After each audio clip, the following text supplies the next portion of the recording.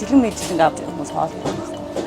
Одоо нэг жижиглэн гэр хоньны хоноо элэг ууш зүрхгөөр ингээд 500 юм хичээж ингээд хийгээд тавьсан байхгүй 1500 жижиг юм.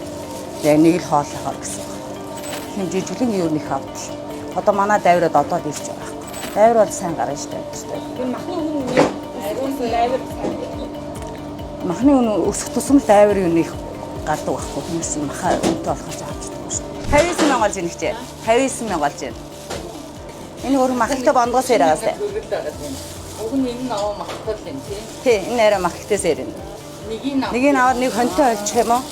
500 г хоньны цул, нэг л хоньны цул. Тэгээл нэг гуй чинь шинэ гуй авах мөнгө хөрөхгүйгээ дундуур ингээд хувааж өгвөл нэг сүүлэнээс хувааж тавиал яаж юм адлаад хэрэгцээг хангах гад үзэж байгаа шүү дээ.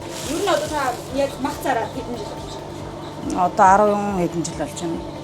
За ер нь бол зээлэн дэвтэр бол ер нь байхад байна. Та нэг махныхаа зээлийн дэвтрийг хараа. За тэгэхээр чи ер нь хэцүү шүү дээ зээлийн дэвтэр. Хэд зузаан болж байгаа хаа. Ер нь бол мэдээ зузааны зузаа. Гэхдээ хүмүүс юу харахад уцсны дугаар муугаар таа нүц. Зарим нь болохоор өвдгийн.